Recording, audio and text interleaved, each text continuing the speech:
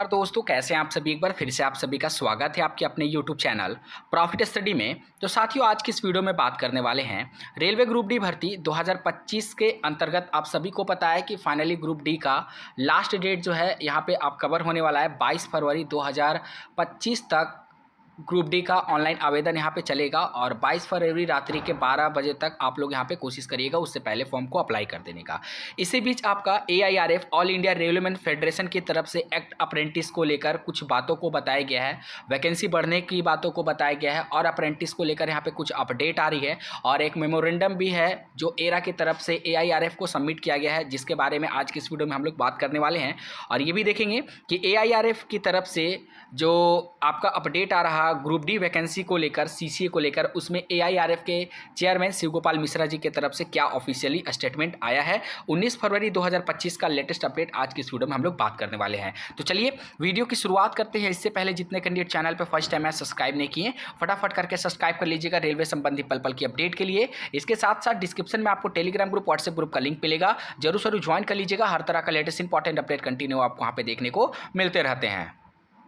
तो साथियों, अभी विगत बात करेंगे तो 2 से 4 दिन पहले आप लोगों ने डिफरेंट चैनल के माध्यम से आप लोगों को अपडेट मिला होगा कि AIRF के जो महामंत्री शिव गोपाल मिश्रा जी, इनके तरफ से अपडेट आ रहा कि वैकेंसी का इंटरनल जो असेसमेंट है वो फिर से यहाँ पे किया जा रहा है। और ऐसा बताया जा रहा है कि वैकेंसी की संख्या यहाँ पे बढ़ने वाली है। और कब तक इसका ऑफिशियल नोटिफिकेशन RRB के तरफ से रिलीज़ किया जाएगा, इसका तो अभी तक कोई पुख्ता खबर नहीं है। पर AIRF के महामंत्री यही बता रहे कि अभी तक आपका वैकेंसी का जो यहाँ पे फिर से आपका री एंगेज हो रहा है, डेटा इकट्ठा किया जा रहा है, उसके अकॉर्डिंग यही लग रहा है कि वैकेंसी का संख्या आपको जल्द से जल्द ग्रुप डी में आपको देखने को मिलेगा। और इसके साथ साथ अप्रेंटिसशिप को लेकर भी यहाँ पे कुछ अध्ययन किया जा रहा है। और यहाँ पे एरा के तरफ से भी आपका AIRF को एक लेटर जो है सबमिट किया गया है। टोटल इसमें 8 मांगों को यहाँ पे रखा गया है, जिसमें कुछ मांग तो इतनी ज़्यादा महत्वपूर्ण है जो आप लोगों को जानना इसमें बहुत ही ज़रूरी है। तो चलिए एक एक करके सभी चीज़ों के ऊपर बात करेंगे। तो सबसे पहले देख लीजिए, ये लेटर आपका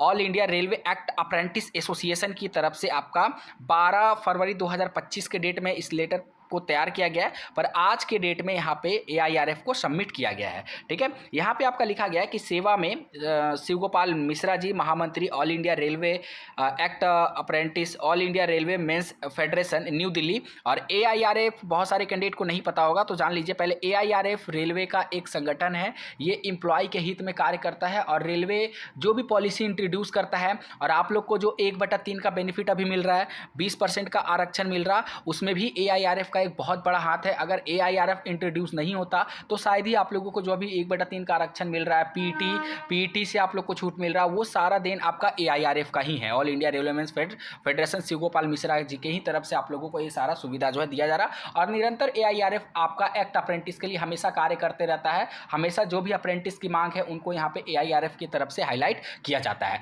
पर वो देना और ना देना वो रेलवे बोर्ड के ऊपर डिपेंड करता है। ठीक है, तो चलिए यहाँ पे आगे बात करते हैं विषय में। रेलवे ग्रुप डी भर्ती प्रक्रिया में हो रही परेशानी एवं अप्रेंटिस संबंधी समस्याओं का समाधान हेतु क्या क्या समस्या आ रहा है। तो सबसे पहले यहाँ पे बताया जा रहा है 1 नंबर में कि रेलवे ग्रुप डी आवेदन की अंतिम तिथि बढ़ाए जाए। आप लोगों को पता है साथियों कि बहुत यहाँ पे सर्वर प्रॉब्लम, OTP का प्रॉब्लम देखने को मिल रहा। कैंडिडेट यहाँ पे रात भर जग के OTP वेरीफाई करना चाह रहे, फिर भी उनका OTP वेरीफाई नहीं हो रहा। सर्वर का प्रॉब्लम आ रहा।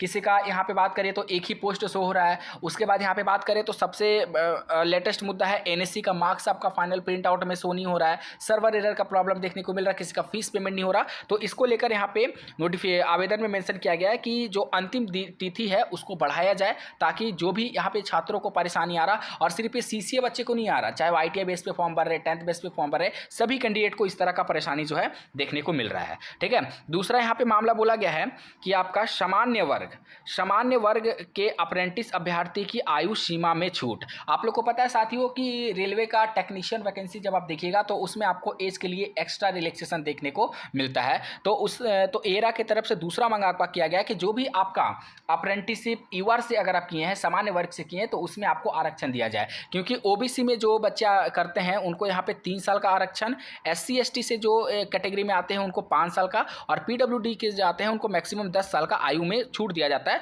पर आपको UR और EWS वाले बच्चों को कोई भी आरक्षण में छूट नहीं दिया जाता है। इसीलिए यहाँ पे आपका पूछा जा रहा है, मतलब अपने मांग पत्र में इसे भी इंक्लूड किया गया ताकि जो भी समान वर्ग के बच्चे होंगे उनको यहाँ पे एक्स्ट्रा आयु में छूट दिया जाए। ठीक है, आगे बोला जा रहा कि आवेदन पत्र के प्रिंट आउट में अप्रेंटिस अंक नहीं दिख रहे, जो सबसे ज़्यादा यहाँ पे पेचीदा मामला है। आप ही सोचिए, हमने कम्युनिटी पोस्ट में पोल भी किया था जिसमें यहाँ पे बात करेंगे तो 78% ऐसे कैंडिडेट हैं जिनका यहाँ पे मार्क्स शो नहीं कर रहा है, और यहाँ पे 22 की 20% के आसपास ऐसे कैंडिडेट हैं जिनका मार्क्स शो कर रहा है। तो ऐसा भेदभाव रेलवे की तरफ से क्यों किया जा रहा? अगर आपका सर्वर में प्रॉब्लम है, टेक्निकल प्रॉब्लम है, तो इसको जल्द से जल्द आप लोग यहाँ पे सॉर्ट आउट करिए। एप्लीकेशन फीस के नाम पे आप लोग यहाँ पे 500 रुपये, 250 रुपये यहाँ पे चार्ज कर रहे हैं, फिर भी जब व्यवस्था की बात आती है तो इस तरह का टेक्निकल और सर्वर प्रॉब्लम देखने को मिलता है जो कतई यहाँ पे सही नहीं है। तो इस व्यवस्था को सबसे पहले रेलवे को यहाँ पे सही कराना चाहिए, ताकि आगे चलकर कोई भी कैंडिडेट, चाहे वो CCA हो, नॉन CCA हो, ITI हो, 10वीं पास कैंडिडेट हो, किसी भी कैंडिडेट को किसी भी प्रकार की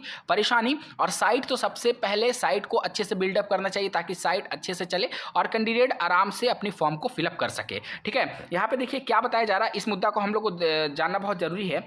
अभ्यर्थी ने यह शिकायत की है कि आवेदन पत्र भरने के बाद सबमिट करने पर अंतिम प्रिंट आउट में अप्रेंटिस द्वारा ऑनलाइन फॉर्म भरते समय अंक पत्र का विवरण कुछ अभ्यर्थी के प्रिंट आउट में दिखाई दे रहा है, जबकि कुछ अभ्यर्थियों को यह विवरण नहीं मिल रहा है। कृपया इस तकनीकी त्रुटि को शीघ्र ही ठीक किया जाए, संकलन। और इसमें डॉक्यूमेंट भी आपका यहाँ पे मर्ज करके दिया गया है। अगला यहाँ पे बात करेंगे तो अगला जो पॉइंट है वो बोला गया है कि अप्रेंटिस वेटेज मार्क्स में असमानता। तो अप्रेंटिस का जो NSC का नंबर है उसमें असमानता को लेकर भी यहाँ पे बातों को बताया गया है। अगला पॉइंट को देखते हैं, 5वां नंबर। तो 5वां नंबर में आपको बताया गया है कि अप्रेंटिस कोटा 20% से बढ़ाकर 50% किया जाए एवं अलग परीक्षा आयोजित हो। यहाँ पे एरा की तरफ से मांग किया जा रहा, AIRF को ये लेटर पैड में बताया जा रहा कि जो अभी वर्तमान समय में 20% जो कोटा CCA को मिलता है, इस 20% कोटा को ये बढ़ाकर यहाँ पे 50% की डिमांड एरा की तरफ से किया जा रहा। और एक एडिशनल डिमांड ये भी है कि जो CCA वाले बच्चे हैं उनका जो ग्रुप D का एग्जाम होता है, उस ग्रुप D को एग्जाम अलग तरीके से लिया जाए, अलग एक पैटर्न के माध्यम से लिया जाए, और इनकी CBT जो परीक्षा है, कंप्यूटर बेस्ड टेस्ट जो परीक्षा है, वो अलग से आयोजित किया जाए। ये भी आपका एक महत्वपूर्ण डिमांड में इसको भी शामिल किया गया है। आगे बढ़ते हैं, 6ठा नंबर में बताया जा रहा है कि परीक्षाओं के दौरान रेल यात्रा पास की सुविधा। यहाँ पे बताया जा रहा कि जो भी अप्रेंटिस बच्चे हैं उनको परीक्षा के दौरान, चाहे वो किसी भी कैटेगरी से बिलोंग करते हैं, UR, ST, SC, OBC, EWS, उनको यात्रा के लिए यहाँ पे रेलवे पास दिया जाए। तो साथियों अभी हम आपको बता देना चाहेंगे, वर्तमान समय में अगर बात करेंगे तो SC ST को रेलवे ऑलरेडी यहाँ पे रेलवे पास देती है, पर यहाँ पे एसोसिएशन का डिमांड है भैया कि UR, EWS, OBC बच्चों को भी यहाँ पे रेलवे पास दिया जाए। अब देखते हैं रेलवे बोर्ड इस पर क्या संज्ञान लेता है। आगे बढ़ते हैं, रेलवे ग्रुप D में रिक्तियों की संख्या बढ़ाई। जो सबसे ज़्यादा इंपॉर्टेंट, ये पॉइंट सबसे ज़्यादा इंपॉर्टेंट है कि ग्रुप D की संख्या यहाँ पे बढ़ाई जाए। वर्तमान में रेलवे ग्रुप D में भर्ती लगभग 32,428 पदों की घोषणा की गई है। इसमें अप्रेंटिस को 20% के आधार पर लगभग 6400 पद